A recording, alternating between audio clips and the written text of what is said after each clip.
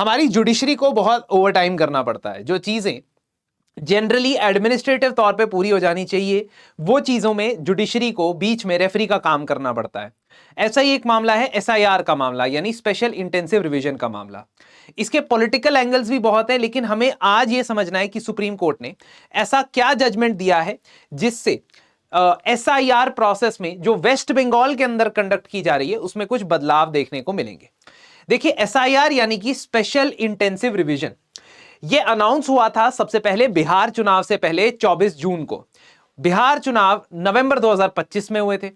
उसके बाद next phase of SIR, जिसका मतलब है फेज नंबर 2, वो अनाउंस किया गया था 11 स्टेट्स और यूटीज के लिए, जिसमें तकरीबन 50 या 51 करोड़ वोटर्स भारत के कवर होंगे। ये बहुत सारे स्टेट्स के अंदर कंडक्ट किया गया, उत्तर प्रदेश के अंदर भी कंडक्ट किया गया और वेस्ट बंगाल के अंदर भी। वेस्ट बंगाल में एसआईआर के प्रोसेस को चैलेंज किया गया। एसआईआर का प्रोसेस क्या करना चाहता है? वो ये चाहता है कि लास्ट टाइम जब पूरे भारत के अंदर डोर टू डोर यानी घर घर जाके लोगों से वोटर लिस्ट या के अंदर अपना नाम वेरीफाई कराया गया था या नए वोटर कार्ड बनाए गए थे, उसके बाद तकरीबन 20-22 साल के बाद यह देखा जाए कि वो लोग अभी भी वोटर लिस्ट में हैं या नहीं है। कुछ लोग जो एक जगह से दूसरी जगह माइग्रेट कर चुके हैं या उनकी डेथ हो चुकी है या वो उस पर्टिकुलर वोटर लिस्ट के साथ किसी की व्यक्ति के साथ रिलेटेड नहीं है, to find out whether they were related to a person in that list or not, और whether they had their name in that list or not, ये वेरिफिकेशन का काम चलेगा। इस वेरिफिकेशन के काम की एक टाइमलाइन भी फिक्स की गई और इसी वेस्ट बंगाल के अंदर भी इस टाइमलाइन को इंप्लीमेंट करने की बात हुई। 4 नवंबर से 4 दिसंबर के बीच में वेस्ट बंगाल में एसआईआर कंडक्ट किया गया और इलेक्टोरल रोल यानी कि वोटर लिस्ट पब्लिश की गई, which was a draft list. इसके बाद 1 महीने का टाइम फिक्स किया गया to have claims and objections, जिसमें आप क्लेम कर सकते हैं कि आपका नाम लिस्ट में क्यों नहीं है या ऑब्जेक्शंस फाइल कर सकते हैं।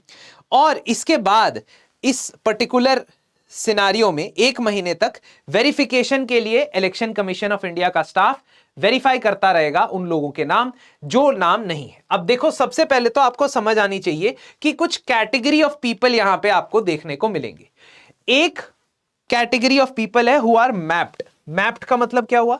मैप्ड का मतलब यह हुआ कि या तो जो भी वोटर लिस्ट 2002 की थी उसमें उनका नाम मिल गया, that means they are valid voters, या किसी डॉक्यूमेंट्स की मदद से they were able to show कि 2002 में जो लोग वोटर्स हैं उनसे उनका कोई रिलेशन है, यानी हस्बैंड, वाइफ, बाप, बेटा, कोई रिलेशन है।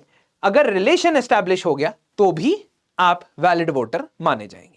इसके लिए इलेक्शन कमीशन ऑफ इंडिया ने कुछ लिस्ट भी बताई कि ये लिस्ट ऑफ डॉक्यूमेंट्स आपके पास होनी चाहिए। Ideally speaking, this is the list of documents that I'm going to show which you should have. तो ये बहुत सारे 13 टाइप के डॉक्यूमेंट्स बोले गए, ठीक है, 13 टाइप के डॉक्यूमेंट्स बोले गए, जिसमें पहले इनिशियल कुछ स्टेट्स में आधार को एक्सेप्ट नहीं किया जा रहा था as a standalone document, लेकिन फिर ये कहा गया, सुप्रीम कोर्ट का निर्देश आया कि आप आधार को भी इंक्लूड करें as a document along with some other certificate, चाहे वो 10th का सर्टिफिकेट हो, पासपोर्ट हो, बर्थ सर्टिफिकेट हो या document government issued ID card हो। खैर, वापस आते हैं, हमें इसके अंदर नहीं जाना है डेप्थ में, हमें यह समझना है कि इस पर्टिकुलर मामले में कंसर्न क्या था और सुप्रीम कोर्ट का जजमेंट क्या आता है। देखो, जो लोग मैप हो गए वो तो ठीक है, लेकिन बहुत सारे लोग जो मैप हुए भी हैं उनके अंदर लॉजिकल डिस्क्रिपेंसीज आ रही थी। इनिशियली जब ड्राफ्ट रोल आता है तो तकरीबन 1.6 करोड़ लोगों का नाम लॉजिकल डिस्क्रिपेंसीज में इंक्लूड किया जाता है। लॉजिकल डिस्क्रिपेंसीज का मतलब है कि पेरेंट्स के नाम में मिसमैच होना, from your document to the voter list में नाम कुछ और है, आपके डॉक्यूमेंट में आपके पेरेंट्स का नाम कुछ और है। एज डिफरेंस आपके और आपके पेरेंट के बीच में 15 साल से कम होना या 50 साल से ज्यादा होना, है ना, दिस इज अ डिस्क्रिपेंसी। आपके और आपके ग्रैंड पेरेंट्स में 40 साल से कम का एज डिफरेंस होना, और अगर एक वोटर के 6 या 6 से ज्यादा बेटे या संतान हैं, है ना, औलादे हैं, तो उसको थोड़ा ये देखते हैं कि they look at it in a logical discrepancy manner, मतलब इसको रिजॉल्व करना पड़ेगा, हो सकता है ये एरोनियस हो। कुछ लोग जो है वेस्ट बंगाल के अंदर आए अनमैप्ड की कैटेगरी में, 30 लाख, जिनका लिंक ही नहीं निकल पाया 2002 के वोटर लिस्ट से। 2002 के वोटर लिस्ट में जो लोग हैं उनसे कोई लिंकेज नहीं निकल के आया, ऐसे 30 लाख लोग थे। और 58 लाख लोग ऐसे थे जो या तो प्रेजेंट ही नहीं थे एन्यूमरेशन के दौरान, या शिफ्ट हो चुके थे, या उनकी डेथ हो चुकी थी, या वो डुप्लीकेट थे, जिसको कहते हैं ASDD, एब्सेंट, शिफ्टेड, डेड और डुप्लीकेट। ऐसे 58 लाख लोग थे। अब टोटल अगर आप देखा जाए 1.4 करोड़ जो इस पूरी प्रोसेस के दौरान इनिशियली लॉजिकल डिस्क्रिपेंसीज में आते थे, उनका नंबर कुछ समय बाद कम होता गया। ठीक है, कम होता गया क्योंकि वेरिफिकेशन किया गया इलेक्शन कमीशन के द्वारा। आपको मैं वो न्यूज आर्टिकल भी दिखाता हूं, यहां द हिंदू के अंदर खबर छपी है कि cases of logical discrepancies have come down. Earlier they were 1.6 crore, they came down to 95 lakh जब वेरिफिकेशन चल रहा था। बट मीनवाइल इलेक्शन कमीशन के against CM herself along with many civil society organizations, they challenged this entire process and the mechanism it was using to put voters out of the voter list. सबसे पहला concern यहां पे ये arise होता है कि यहां पे सॉफ्टवेयर का इस्तेमाल किया जा रहा है। जिस सॉफ्टवेयर का इस्तेमाल किया जा रहा है टू फाइंड आउट मिसमैच, उस सॉफ्टवेयर के अंदर लोकल इंटेलिजेंस नहीं है। लोकल इंटेलिजेंस का मतलब है कि अगर किसी बंगाली नाम में रे या रॉय का भी डिफरेंस है तो वो उसे डिफरेंस या लॉजिकल डिस्क्रिपेंसी में इंक्लूड कर रहा है। अगर वो चट्टोपाध्याय या चैटर्जी में डिफरेंस है, जो कि different ways of the similar name है ना, तो वो उसे लॉजिकल डिस्क्रिपेंसी में दिखाता है। इसलिए आर्ग्यूमेंट ये कहा गया और सुप्रीम कोर्ट ने भी एक्सेप्ट किया कि आप सारा कुछ सॉफ्टवेयर और एआई बेस्ड सॉफ्टवेयर पे इस्तेमाल नहीं कर सकते हो, आप उस पे नहीं डाल सकते हो। फॉर एग्जाम्पल, इवन जज साहब ने, वन ऑफ द जजेस on the bench said that sometimes I might use this name Joymala Bagchi, sometimes I might use Joymala Kumar Bagchi. आप यूपीएससी का फॉर्म भर रहे हो, आपको अभी ये कंसर्न कई लोगों को है जिनको हम एक एक करके एड्रेस कर रहे हैं, है ना। यूपीएससी को भी कंसिडर करना चाहिए कि नाम का ऑर्डर रिवर्स होना या कुमार मिसिंग होना, कुमार ऐड होना, उसकी वजह से आप वोटर लिस्ट से बाहर हो जाए, this seems a bit excessive.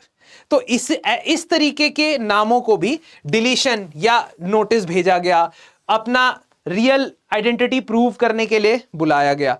तो जस्टिस बागची ने कहा कि कॉमन मिडिल नेम है बंगाली हाउसहोल्ड्स में, अगर कहीं पे कुमार है और कहीं पे कुमार नहीं है तो आपको इसको लॉजिकल डिस्क्रिपेंसी में नहीं गिनना चाहिए।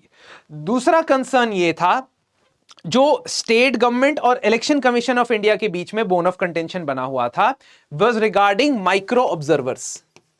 अब आपको मैं एक हेरारकी दिखाता हूं, एक हेरारकी जो आपको समझनी चाहिए। इलेक्शन कमीशन ऑफ इंडिया है ना, टॉप मोस्ट अथॉरिटी है, कॉन्स्टिट्यूशनल बॉडी है। आर्टिकल 324 के अंदर 3 मेंबर हैं, एक चीफ इलेक्शन कमिश्नर और 2 अलग इलेक्शन कमिश्नर्स। इसके नीचे स्टेट लेवल पे एक सीईओ, चीफ इलेक्टोरल ऑफिसर होता है, डिस्ट्रिक्ट लेवल पे डीईओ या डिस्ट्रिक्ट इलेक्शन ऑफिसर होता है, और कॉन्स्टिट्यूएंसी लेवल पे जहां चुनाव क्षेत्र है, लोकसभा या लेजिस्लेटिव चुनाव क्षेत्र, वहां पे ईआरओ होता है, रजिस्ट्रेशन ऑफिसर या assistant registration officer. Voter list को फाइनलाइज करने की जो जिम्मेदारी होती है वो ईआरओ या एईआरओ के पास होती है, यानी आपका नाम वोटर लिस्ट में होगा या नहीं होगा इसका डिसीजन ये लेता है। अगर आप इसके डिसीजन से एग्री नहीं करते हैं तो आप ऑब्जेक्ट कर सकते हैं। पहली अपील आपकी होगी डीईओ या डिस्ट्रिक्ट मजिस्ट्रेट के पास, और अगली फिर अपील आपके होगी चीफ इलेक्टोरल ऑफिसर के पास। तो इसमें अपील का मैकेनिज्म भी है, जैसा कि मैं आपको दिखा रहा हूं। I will just show you. First appeal against this ERO will be to district magistrate. Second appeal against district magistrate will be against CEO, chief electoral officer. But वो जब फाइनल रोल पब्लिश हो जाएगा, जब final list publish हो जाएगा, उसके बाद की बात है ना। Even before that you get the opportunity to put some objection. Another cause of concern is a form which is called Form 7. But before that, let us discuss कि क्या concern है। देखो, concern ये है कि कुछ माइक्रो ऑब्जर्वर्स और observers appoint किए जाते हैं इलेक्शन कमीशन ऑफ इंडिया के द्वारा टू असिस्ट द EROs और AEROs को असिस्ट करने के लिए माइक्रो ऑब्जर्वर्स या ऑब्जर्वर्स इलेक्शन कमीशन के द्वारा नियुक्त किए जाते हैं। आमतौर पे ये सेंट्रल पब्लिक सेक्टर एंटरप्राइजेस या सेंट्रल गवर्नमेंट के एम्प्लॉइज होते हैं। अब वेस्ट बंगाल की गवर्नमेंट का यह आरोप लगा कि भाई ये जो माइक्रो ऑब्जर्वर्स हैं ये खुद से ही लोगों के फॉर्म रिजेक्ट करते जा रहे हैं। They are there to assist the registration officer, but instead of registration officer doing the final work or count, they themselves are screening the people or not allowing them to get entered. This is an allegation. And this concern when shared with the court tried to rectify that. Court ने rectify करने के लिए कहा, court ने कहा कि देखो एक काम करते हैं, हम स्टेट गवर्नमेंट को कहते हैं कि स्टेट गवर्नमेंट आप एक काम कीजिए, आप 8,500 अपने एम्प्लॉइज ग्रुप बी के एम्प्लॉइज प्रोवाइड कर दो। ठीक है, ग्रुप बी के एम्प्लॉइज प्रोवाइड कर दो, they will replace now the ER। तो इलेक्शन कमीशन को इन लोगों को अपॉइंट करने की जरूरत नहीं पड़ेगी। इलेक्शन कमीशन ने रिस्पांस में ये कहा भी था कि देखिए हमने बाकी स्टेट्स में माइक्रो ऑब्जर्वर नहीं अपॉइंट किए, लेकिन क्योंकि वेस्ट बंगाल सरकार ने हमारी मदद के लिए, हमारी डेपुटेशन के लिए हमें स्टाफ नहीं दिया, तो हमने सेंट्रल गवर्नमेंट से स्टाफ ले लिया। तो सुप्रीम कोर्ट की तरफ से यह डायरेक्शन आया है कि वेस्ट बंगाल के ग्रुप बी ऑफिसर 10 फरवरी को 5 बजे तक रिपोर्ट कर लेंगे इलेक्शन कमीशन के पास। इलेक्शन कमीशन की उनको देखेगा, चेक करेगा, एक दिन की ट्रेनिंग देगा और फिर उसके बाद वो उनको इस्तेमाल कर सकता है, यूज कर सकता है इन दिस पर्टिकुलर प्रोसेस, क्योंकि प्रोसेस बहुत जल्दी करनी है और बहुत लोग इसके अंदर इन्वॉल्व है। तीसरा फ्रिक्शन पॉइंट है कि क्या वोटिंग के दौरान, नॉट वोटिंग, क्या एन्यूमरेशन के दौरान कोई ऐसे टैक्टिक इस्तेमाल किए जा रहे हैं जिससे लोगों को रिमूव किया जा रहा है फोर्सिबली, जानबूझ के, या reverse is also true, election commission के ऑफिशियल्स को डराया धमकाया जा रहा है। ऐसा माहौल, ऐसा बताया जा रहा है वेस्ट बंगाल में। अब एक फॉर्म है जो इसकी सारी कंट्रोवर्सी के सेंटर में आता है, वो है फॉर्म 7, और उसको लेकर कंट्रोवर्सी 2022 में इलेक्शन कमीशन ऑफ इंडिया के द्वारा चेंज किए गए रूल्स की वजह से होती है। फॉर्म 7 इज अ फॉर्म जिसमें एंट्री करके आप लोगों के नाम को डिलीट करवाने के लिए रिक्वेस्ट कर सकते हो, that no this person should not be there in the voter list. This is a deletion form. Earlier what used to happen is, earlier only the relatives could fill this form. सिर्फ relatives ये form fill कर सकते थे कि देखिए मेरे पिताजी जो हैं वो पलायन कर गए हैं या मेरे दादाजी की डेथ हो गई है तो उनका नाम हटा दीजिए। Now after 2022 a change in rules was made and any member of that constituency या any voter of that constituency, उस चुनाव क्षेत्र का कोई भी वोटर आके फॉर्म 7 भर सकता है और कह सकता है कि ये बंदा जो है इसका नाम वोटर लिस्ट में नहीं होना चाहिए, which makes it a very political kind of a scenario where lots of form 7 applications are coming।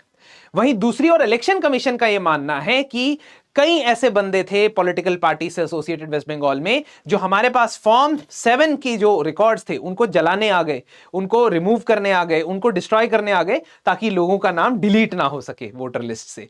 सो इस परिस्थिति में ऑफ कोर्स डीजीपी को इन्वॉल्व करना पड़ेगा, स्टेट के पुलिस के चीफ को इन्वॉल्व करना पड़ेगा। सुप्रीम कोर्ट ने ऐसा ही किया। सुप्रीम कोर्ट ने कहा कि डीजीपी एक पर्सनल एफिडेविट फाइल करें और जो भी उनके इस पर्टिकुलर सिनेरियो में ऑर्केस्ट्रेटेड वायलेंस के आरोप लगे हैं, पॉलिटिकल पार्टी के द्वारा ऑर्केस्ट्रेटेड वायलेंस के आरोप इलेक्शन कमीशन के काउंसिल ने लगाए हैं, उसको रिस्पॉन्ड करें।